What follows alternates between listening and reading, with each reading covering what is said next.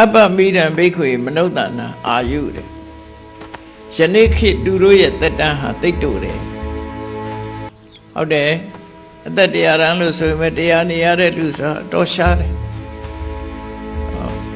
Naye Jonia Gila Lucy, Hola, Tony say, is an other Joseph on the Dwagonia Mishiro. Ero, Duri at the Daha, Tayasura, Mamman and Law, Shiliare, she give shit.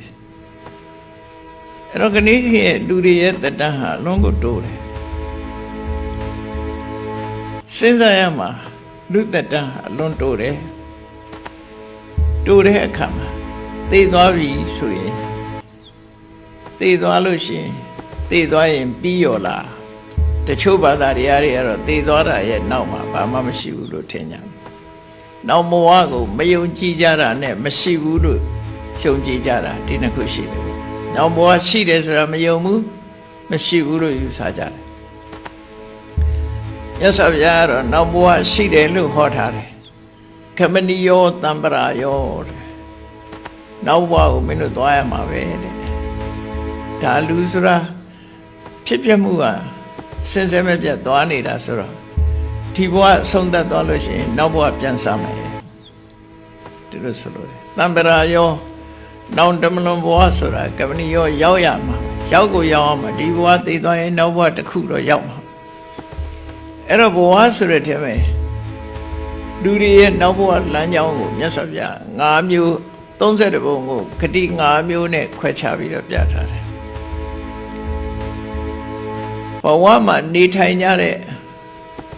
Nebo Nitai lifestyle bo. Through it, then we want young lifestyle mama, me pupilo. Through Nabuama, Shoutan and Lanyania, other she did. Magamu to see the long jump beauty, Boko Rejaro. Women see it, Ebo Yautale. Tale, let me give us a Russian. No, Bimu Julon Doloshi, Town doing Jincha, Nasa Kara, Kuashida Valley. Ate the boy. Too loaded, Loya, Diamond to go. And in the car and Evo Yoton and Talan the cook. Ate and then that Bimu Solution, Teresa Boyaton. There is a Tata do that Sugare. Lurie and 19 Tapia Saka, Trace and Valley. Kabama Chijivo, Nizin, do they rare Savomia, Trace and the dam seeking, Duriata Sanijara. That's Ionimago, 19 and the blouse so letters. Cookie Maso in Nibian of you. I don't chaviro. Chetivaresu Chavura Papura Piomese Chetiu Malona Mesane on Chinyan Chachakalima Tavi Sajui Ukai Seri Jui Ukai what is Ule Dadu on look a little bit of Dasa Nicharali I don't know Duri a 19th Tapshamua a dine alone. So alone, Trace and you that Shabira. And I just sat down here, but they can a chow down her, they be don't let that light. Era Duruboa, Lulata Shima Bishira. The shoe solution, the Ruba what on you, may out there, Umamen Ngau ladies say, Nga what on Yaudi. Ugo never in Sondar, Chet Uri, so let Chetiha. A con on my pillow, a con with me, lay on bed we am. A mountain through. For what you, Duania, to get a mountain, Duania. The day Sima, they soon dodger at the Waria, Yamiazo sheep, Danchi sheep. This and Yamale, Tapshakani at the Waria, Yajibe. Ero loga yi chini u chilai meswe. Tadarwari Teresa loga u chilai meswe. Inya minya karika, dobla karika. The government on that side. ငါကလည်းငါချင်းလဲစားတာပဲဖားကလည်းဖားချင်းလဲစားတာပဲမွေကလည်းမွေချင်းစားတာပဲဒါအညမညာခါရိကမျိုးတူတွေလည်းတတ်စားတာဒုဗလာခါရိကအာမရှိတဲ့ကောင်အာရှိတဲ့ကောင်အနိုင်ကျင့်တပ်ဖြတ်စားဒါတိရစ္ဆာန်ဘဝရဲ့အနေထားကြည့်သူတို့ထမင်းတွေပဲချက်ပြုတ်စားရမှာမဟုတ်တာအရှင်လက်လက်သက်စားတယ်အရှင်လက်လက်မျိုးတယ်အဲ့ဒီတိရစ္ဆာန်ဘဝကိုလည်းရောက်သွားကြတယ်အဲ့ဒီတဲ့နည်းနည်းသက်သာရင်ပြိတ္တာဘဝဆိုတာစားလောင်းလောင်းငတ်ငတ်ပြက်ပြက်အမြဲတမ်းစားလောင်းနေတဲ့ hungry ghost ပေါ့အမြဲတမ်းစားလောင်းနေတဲ့ပြိတ္တာဘဝဆင်းရဲဒုက္ခရောက်နေတဲ့ပြိတ္တာဘဝရောက်တယ်တဲ့ကုသိုလ်ကောင်းမှုတွေရှိရင်တော့လူဘဝလူဂတိမနုဿဂတိရောက်တာအဲ့ဒီတဲ့ကုသိုလ်ကောင်းမှုကိုများများကြီးပြုလုပ်တဲ့ပုဂ္ဂိုလ်တွေကြတော့နတ်ပြည်တို့ဗြဟ္မပြည်တို့ရောက်အဲ့ဒါကိုဂတိ၅ပါးလို့ခေါ်တယ်တိရိယဂတိတိရိစ္ဆာနဂတိပေတဂတိမနုဿဂတိဒေဝဂတိအဲ့တော့ဘယ်သူပဲဖြစ်ဖြစ်ခဏလူသားတွေဟာဖယ်နိုင်ငံသားပဲဖြစ်ဖြစ်ဘာလူမျိုးပဲဖြစ်ဖြစ်သိသွားရင်ဒီ၅ခုတစ်ခုတော့ရောက်သိကြတယ်အကုသိုလ်များရင်ငရဲရောက်မယ်ဣရိယဂတိအဲ့ဒီသက်သာရင်တိရိစ္ဆာနဂတိတိရိစ္ဆာန်ဘုံရောက်မယ်အဲ့ဒီတဲ့သက်သာတာပိဋကဂတိပြိဋ္ဌဘုံရောက်မယ်ချမ်းသာဒုက္ခရတာမနုဿဂတိလူဘုံရောက်မယ်ဒေဝဂတိနတ်ဘုံကိုရောက်မယ်လို့အဲ့ဒါကိုပြောတာခမနိယောတံပရာယောမင်းဒီဘဝသိလို့ရှိရင်နောက်ဘဝတစ်ခုတော့ရောက်မှသိကြတယ်ရောက်သွားလိမ့်မယ်တဲ့အဲ့တော့လူအသက်ဟာတူတယ်နောက်ဘဝဆိုတာဧကံရှိတယ်ဒါကြောင့်ဒါဖြစ်ဘာလို့ရမလို့ဆိုမြတ်စွာဘုရားဆုံးမတယ်ကတ္တပံကုသလံအပြစ်ကင်းပြီးတော့ကောင်းကျိုးချမ်းသာရတဲ့အလုပ်ကိုလုပ်ပါလို့ပြောတယ်ကုသိုလ်ဆိုတာအပြစ်ကင်းပြီးကောင်းကျိုးချမ်းသာပေးတဲ့အလုပ်ကိုဆိုလိုတယ်ဘယ်ဟာပဲဖြစ်ဖြစ်ကောင်းတဲ့လုပ်မကောင်းတဲ့လုပ်ဆိုတာနှစ်ခုရှိတယ်နော်အစာတောင်မှပဲခန္ဓာကိုယ်အကျိုးပြုတဲ့အစားအစာရှိတယ်ခန္ဓာကိုယ်ထဲမှာအစိတ်တောက်ဖြစ်တဲ့အစားအစာရှိတယ်တဘာဝကောလေအဲ့ဒါလိုပဲလူစိတ်ထဲမှာဖြစ်တဲ့ဟာကအပြစ်ကင်းတဲ့စိတ်အနေထားတစ်ခုအပြစ်ရှိတဲ့စိတ်အနေထားတစ်ခုအပြစ်ကင်းတဲ့စိတ်သဘောထားကိုကုသိုလ်လို့ခေါ်ပြီးတော့အပြစ်ဖြစ်တဲ့သဘောထားကိုအကုသိုလ်လို့ခေါ်တာပဲကုသိုလ်အကုသိုလ်ရှင်းရှင်းလေးသူကအပြစ်ရဲ့ပြီးတော့အကျိုးထုတ်တဲ့အခါသူကနှစ်ခုမှတ်တာကုသိုလ်ဆိုတာအပြစ်ကင်းတယ်အပြစ်ကင်းတယ်တန့်စင်တယ်ကောင်းကျိုးထုတ်ဆောင်ပေးတယ်ဒါကုသိုလ်အကုသိုလ်ဆိုတာအပြစ်ရှိတယ်သဘာဝကိုကမကောင်းဘူးမကောင်းတဲ့ကျိုးကိုလည်းထုတ်လုပ်တယ်အဲ့ဒါအကုသိုလ်အဲ့တော့မြတ်စွာဘုရားကအေးဘဝမှာနောက်ဘဝသွားရမှာဆိုတော့ကတ္တဗံကုသလအပြစ်ကင်းပြီးကောင်းကျိုးချမ်းသာပေးမဲ့အလုပ်တွေကိုမင်းတို့လုပ်တဲ့နဲ့အဲ့ဒီအလုပ်တွေကိုဘုရားဘာသာမြတ်စွာဘုရားဘာဟောတော့ဌာနလုပ်တာဒါနလုပ်တာဆိုတာဘုန်းကြီးကျောင်းလှူတာတို့ဒါတွေပြောတာမဟုတ်ဘူးအကုန်လုံးเนาะတချို့ကဒါနလုပ်တယ်ဆိုအဲ့ဒါမှမဟုတ်ဘူးကိုမိသားစုအချင်းချင်းကိုအပေါင်းအသင်းတကယ်ချင်းတွေမှာကြွေးတာမွေးတာဟိုရင်ပြုတာကိုစားတဲ့တဲ့ခွဲပေးတာ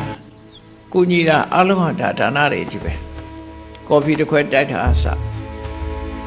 မျှဝေစားတာမှန်တယ်ဒါနပဲကိုပေးတာမိဘကိုကြွေးတယ်မိသားစုကြွေးတယ်မေတ္တာနဲ့အလုံးမိသားစုကြွေးတယ်နောက်ဆွေမျိုးမိတ်တင်္ဂါတွေကြွေးတယ်အလှူဒါနပြုတယ်အလုံးဒါတွေကဒါနတွေကြီးပဲနော်သီလဆိုတာကိုယ်ကျင့်တရားထိမ့်သိမ်းဆောက်ရှောက်တာသူများသက်မသက်ဘူးသူများဥစ္စာမခိုးဘူးသူတော်ဘာသားများကိုမပြစ်မှားဘူးလူသိက္ခာကိုထိမ့်သိမ်းတယ်မုဒ္ဒဝါဒလူတစ်ဖက်သားဒုက္ခရောက်တော့အောင်လိမ့်ပြီးပြောဆိုတာမလုပ်ဘူးမုဒ္ဒဝါဒဆိုတာသူများဒုက္ခရောက်တော့အောင်ပြောတဲ့မုဒ္ဒဝါဒကိုဆိုလိုတယ်ဒီနေ့ရသော်ဗျာကိုယ်တိုင်ရှင်းပြတဲ့မုဒ္ဒဝါဒတရားရုံမှာဖြစ်စေဆွေမျိုးတွေရဲ့အလဲမှာဖြစ်စေလူပရိသတ်အတွင်းမှာပဲဖြစ်စေသူ့ကိုတသက်အရာထားပြီးတော့ခေါ်မေးတယ်ဒါမင်းသိတာပြောစမ်းမြင်တာပြောစမ်းဆိုမမြင်မနဲ့လည်းမြင်တယ်ပြောတယ်မ မသိဘဲနဲ့လည်းသိတယ်ပြောဒီလိုလိန်ပြီးပြောသည့်အတွက်ကြောင့်တစ်ဖက်သားဒုက္ခရောက်သွားတယ်အဲ့ဒီမူတဝါဒမျိုးကိုဆိုလို့တယ်ပေါ့အဲ့ဒါမျိုးရှောင်အောင်ကိုရှိရတဲ့နဲ့မပေးခြင်းလို့မရှိဘူးလို့ပြောတယ်အဲ့ဒီမူတဝါဒမျိုးပြောတာမဟုတ်ဘူးတဲ့နော်သူတစ်ပါးကိုအကျိုးပြတ်သွားအောင်လုပ်တဲ့မူတဝါဒမျိုးကြောက်လို့လိန်နေဒါအဲ့ဒီဟာမျိုးပြောတာမဟုတ်ဘူးတစ်ဖက်သားကိုဒုက္ခရောက်သွားအောင်လိန်ပြီးတော့ပြောတယ်မူတဝါဒအဲ့ဒါမျိုးရှောင်ရမယ်နောက်ဝိသေဝတေးတောက်သုံးမှုကိုရှောင်ရမယ်ဒါကဘာလို့ရှောင်ခိုင်းတာတော့ဆိုရင်လူရဲ့တန်ဖိုးကဘာတော့ဆိုအသိဉာဏ်လူဟာတိရစ္ဆာန်နေတဲ့သားတာဘာတော့ဆိုရင်အုံနောက်လို့ပြောခြင်းပြောပေါ့တင်စားပြောတာအုံနောက်ဆိုတာအသိဉာဏ်ကိုဆိုလို့တယ်အဲ့ဒီအသိဉာဏ်ကိုဝေဝါပျက်စီးသွားစေတတ်တာဝိသေဝပဲလေအဲ့တော့ကိုတန်ဖိုးရှိတဲ့အရာတစ်ခုဆုံးရှုံးသွားတာကိုလူတွေကမသိလိုက်ကြဘူးပိုက်ဆံနေဆုံးရှုံးသွားမှရွှေတွေငွေတွေဆုံးရှုံးသွားမှဆုံးရှုံးနေထင်နေတာမှန်ကိုမှရွှေနဲ့ငွေနဲ့ဝယ်လို့မရတဲ့အုံနောက်ဆုံးသွားတာပို့ဆိုတယ်အသိဉာဏ်နဲ့အသိစိတ်တွေဆုံးသွားတယ်အဲ့ဒါကိုဘယ်သူကဆုံးရှုံးစေတော့ဆိုဒီအရက်ကဆုံးရှုံးစေတယ်တေးရက်ကဆုံးရှုံးစေတယ်အဲ့ဒီအချိန်မှာကြည့်လိုက်လူဟာမူးယစ်နေတဲ့အချိန်ကိုကြည့်လိုက် hallucination ဖြစ်တယ်အမှန်တရားတွေကိုမသိတော့ဘူးမပြောသင့်တာတွေပြောလာတယ်အဲ့လိုအသိစိတ်ပျောက်သွားတယ်အမှတ်တင်ညာတွေပျောက်သွားတယ်ဘဝမျိုးဟာအခြေအနေမျိုးဟာတော်တော်ဆိုးရတဲ့အခြေအနေပဲပေါ့အဲ့ဒါကြောင့်မို့လို့ဝိသေဝဆိုတာရှောင်တဲ့တယ်တေးတောက်သုံးတာကိုရှောင်တဲ့တယ်အဲ့တော့အဓိကကတော့သီလဆိုတာ၅ပါးသီလပဲ၅ပါးသီလကတစ်ပါးလုံရင်ပြီးတယ်လို့မရှိဘူး၅ပါးလုံးလုံမှ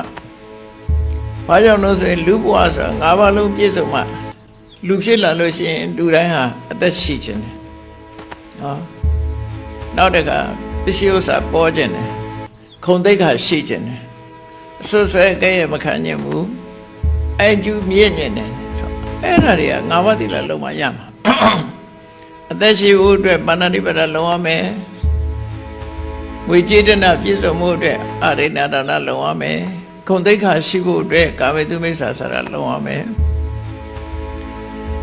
အစွတ်ဆွဲမခံရဖို့အတွက်မုဒဝါဒလုံးရမယ်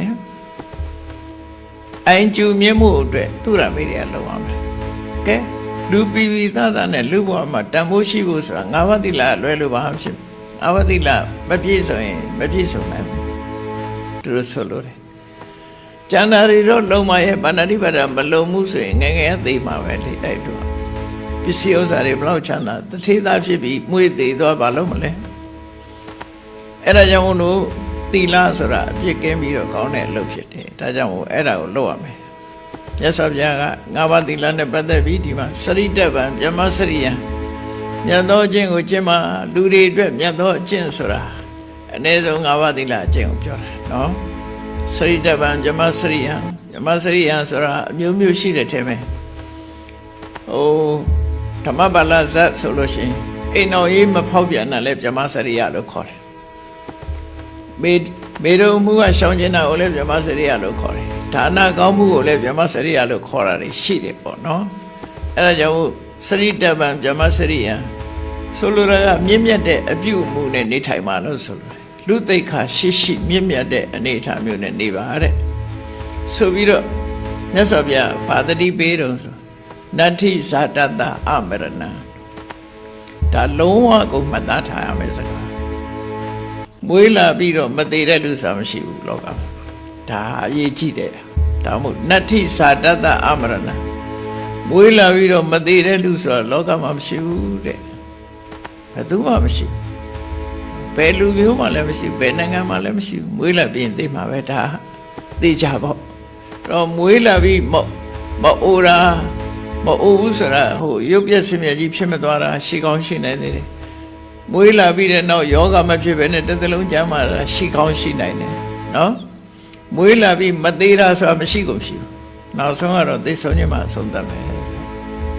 အဲ့တော့မသေးခင်ဘာတွေလုပ်လဲဆိုတော့မြတ်စွာဘုရားလုပ်ငန်းနှစ်ခုပေးထားတယ်ကတ္တပံကုသလစရိတ္တပံဗြဟ္မစရိယံကောင်းတာတွေလုပ်ကောင်းတဲ့အကျင့်ကိုကျင့် ဒီစကလုံးနှလုံးကအမှန်တမ်းတာသွားတယ်ကောင်းတာတွေလုပ်ပြီးတော့ကောင်းတဲ့အကျင့်ကိုကျင့်ပါကောင်းတဲ့အမှုရာတွေနဲ့နေထိုင်ပါလို့ဆိုလို့အဲ့တော့လောကမှာဒီလိုမြတ်စွာဘုရားရဲ့အဆုံးအမတရားတွေကိုလိုက်နာမယ်ဆိုလို့ရှိရင်တော့တမိုးရှိတဲ့အနေအထားတစ်ခုကိုရရှိမှာဖြစ်တယ်ပေါ့မြတ်စွာဘုရားပေးထားတဲ့ကုသိုလ်ကောင်းမှုဆိုတာအစဉ်စဉ်ရှိတယ်အစဉ်စဉ်ရှိတယ်မိဘလှုပ်ကြွေးတာလဲဓမ္မတမိုးရှိတဲ့ကုသိုလ်ကောင်းမှုတစ်ခုဖြစ်တယ်မိတ်ဆွေသင်္ကအပေါင်းအသင်းကိုကူညီဆောင်ရွက်တာလည်းပဲအမှန်တန်ကောင်းတဲ့အခြင်းပဲသူစရတရားတွေကျင့်သုံးနေထိုင်တာလည်းအမှန်တန်ကောင်းတဲ့အခြင်းပဲဒီအခြင်းတွေဟာ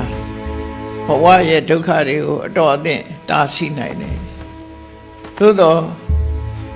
ဘဝကထွက်ဖို့အတွက်ကတော့မလုံလောက်သေးဘူးတဲ့အဲ့ဒီအခြင်းတွေနဲ့မလုံလောက်သေးဘူးဘဝကထွက်မြောက်ဖို့ကြတော့ဘာလို့ရမလဲဆိုစိတ်ဓာတ်တည်ငြိမ်အောင်ကြိုးစားပြီးတော့အသိပညာကိုတိုးမြင့်ရမယ်စိတ်ဓာတ်တည်ငြိမ်အောင်ထားတာကတမာတိကျင့်စဉ်သမထအကျင့်ကိုကျင့်တာအသိပညာကိုတိုးမြင့်တာကြတော့ဝိပဿနာအဲ့ဒါနှစ်ခုမလုပ်ဖဲနဲ့ဘဝကမထွက်နိုင်ဘူးလူတိုင်းအဲ့တော့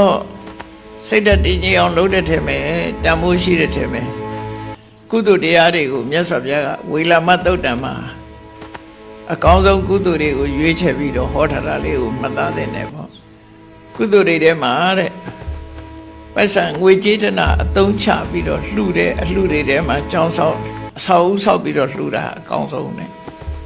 ဒါပြင်အဲ့ဒီတဲ့ကောင်းတဲ့ကုသိုလ်ကဘာလို့ဆိုရင်အေးအဆောက်အဦတွေလှူတဲ့ကုသိုလ်တွေကောင်းတာကတော့မြတ်စွာဘုရားတရားတန်ခါယရဏသုံးပါးကိုကိုယ်ဝစီကတဲ့တရဏဂုံကုသိုလ်တဲ့ဒါဘာလို့ဆိုဘဝကိုအနှင်းထားတာဘယ်လိုအနှင်းထားတာလဲဆိုဗုဒ္ဓသရဏံကိစ္ဆာမိဆိုရင်ဘုရားရဲ့အဆုံးအမတိုင်းနေပါမယ်ဓမ္မသရဏံကိစ္ဆာမိဘုရားဟောတဲ့တရားတိုင်းကျင့်သုံးပါမယ်သံဃာသရဏံကိစ္ဆာမိကုသိုလ်ကောင်းမှုသံဃာတွေနဲ့လုပ်ပါမယ်ဆိုဒီသုံးခုပဲနော်အဲ့ဒီတရဏဂုံဆောက်တည်တဲ့ကုသိုလ်ကခုနကငွေကြေးတနာအကုန်ကြခံဆောက်လှူတဲ့အလှူတဲ့မြတ်တယ်တဲ့တခါအဲ့ဒီတရဏဂုံဆောက်တည်တာတဲ့ပုံမြတ်ဖို့ရအတွက်ကျတော့ကိုချင်းသီလကိုထိမ့်သိမ့်ပါ၅ပါးသီလအဲ့ဒီတဲ့ကောင်းတာရှိသေးလားလို့ဆိုရှိတယ်မေတ္တာပွားပါအဲ့တော့မေတ္တာပွားရဲဆိုတဲ့အခါမှာယောက်ျားဆိုရင်ကိုယ့်ရဲ့အမျိုးသားတန်ငယ်ချင်းအမျိုးသမီးဆိုရင်လည်းအမျိုးသမီးတန်ငယ်ချင်းမိတ်ဆွေတွေကိုကြည့်ပြီးတော့သူ့ဘဝအဆင်ပြေပါစေချမ်းသာပါစေပြုံးရှင်ရေမောနိုင်ပါစေလို့သူ့ကိုအာရုံပြည့်ပြီးတော့မေတ္တာပွားပြီးရင်အဲ့ဒီမေတ္တာလေးကိုအခြေခံပြီးတော့ရက်ွက်တဲ့ရှိတဲ့လူတွေမြို့ထဲရှိတဲ့လူတွေဒေသမှာရှိတဲ့လူတွေတနိုင်ငံလုံးတစ်ကမ္ဘာလုံးကိုပြန့်ပွားအောင်လုပ်ပြီအဲ့ဒီမေတ္တာတရားကတော့ခုနကတရဏဂုံသီလတဲ့ပို့တံမိုးကြီးတယ်တဲ့သူကဒါပြင်အဲ့ဒီတဲ့တံမိုးကြီးတဲ့ကုသိုလ်ရှိသေးလားလို့ဆိုရှိသေးတယ်ဘာလို့ဆိုရင်လောကကြီးမှာဘယ်အရာမှမမြဲဘူးအလုံးဟာတခဏသာဖြစ်တယ်ထာဝရဆိုတာမရှိဘူးဖြစ်ပြီးရင်ပြတ်သွားမှာပဲဆိုတဲ့အသိဉာဏ်ကိုအခြေခံတဲ့ဝိပဿနာဉာဏ်အဲ့ဒီဝိပဿနာတရားတော့လုပ်လို့ရတဲ့ကုသိုလ်တွေမှာအကောင်းဆုံးအမြင့်ဆုံးကုသိုလ်ဖြစ်တယ်တဲ့ဒါကဝေလာမသုတ်တံမှာဟောတယ်ဟာနော်အဲ့ဒါတွေကိုပေါင်းစပ်ကြည့်လိုက်မယ်ဆိုရင်မြတ်စွာဘုရားကအေးလူသက်တမ်းဟာလွန်တူတောင်းတယ်ခမဏီယောတံပရာယောမင်းတို့နောက်ဘဝဆိုတာရောက်အောင်မှာကတ္တဗံကုသလံဒါကြောင့်မို့ကုသိုလ်လုပ်ပါ